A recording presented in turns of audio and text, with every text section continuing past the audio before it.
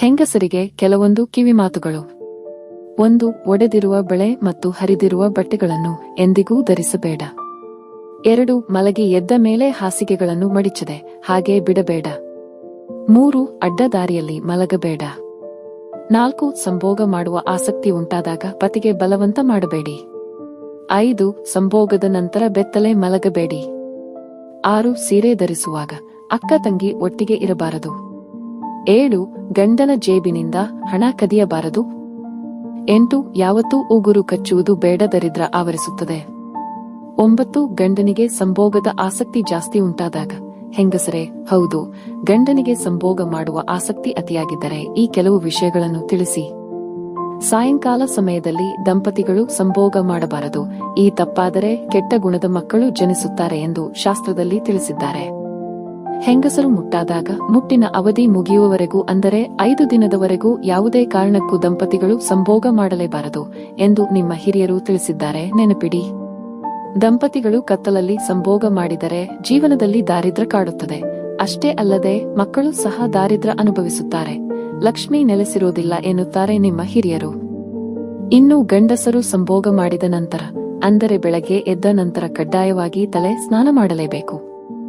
ಆರೋಗ್ಯದ ದೃಷ್ಟಿಯಿಂದ ಹೆಂಗಸರು ಪ್ರತಿ ಬಾರಿ ಸಂಭೋಗದ ನಂತರ ಸ್ನಾನ ಮಾಡಬೇಕು ಮತ್ತು ವಾರಕ್ಕೊಮ್ಮೆ ತಲೆ ಸ್ನಾನ ಮಾಡಿದರೆ ಸಾಕು.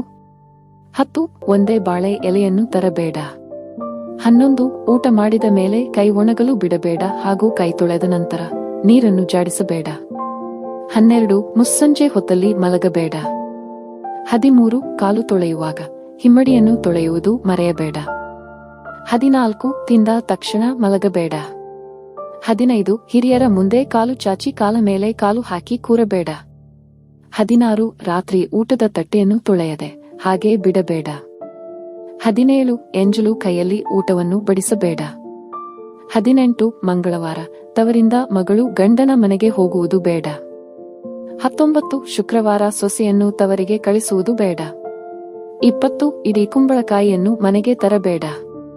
21. ಮನೆಯಲ್ಲಿ ಉಗುರು ಕತ್ತರಿಸಬೇಡ. 22. ಮಧ್ಯಾಹ್ನದ ಹೊತ್ತು ತುಳಸಿಯನ್ನು ಕೊಯ್ಯಬೇಡ. 23. ಹೊತ್ತು ಮುಳುಗಿದ ಮೇಲೆ ಕಸಗುಡಿಸಬೇಡ, ತಲೆ ಬಾಚಬೇಡ. 24. ಸಾಯಂಕಾಲದ ಹೊತ್ತು ಉಪ್ಪು ಮೊಸರು ಸಾಲ ಕೊಡುವುದು ಬೇಡ. 25. ಬಿಸಿ ಅನ್ನಕ್ಕೆ ಮೊಸರು ಹಾಕಬೇಡ. 26. ಊಟ ಮಾಡುವಾಗ ಮಧ್ಯೆ ಎದ್ದು ಹೋಗಬೇಡ. 27. ತಲೆ ಕೂದಲನ್ನು ಒಲೆಗೆ ಹಾಕಬೇಡ. 28. ಹೊಸ್ತಿಲ ಮೇಲೆ ಕೂರುವುದು, ನಿಲ್ಲುವುದು ಅಥವಾ ತುಳಿಯುವುದು ಮಾಡಬೇಡ. 29. ಮನೆಯಿಂದ ಹೊರಡುವಾಗ ಕಸಗುಡಿಸುವುದು ಬೇಡ.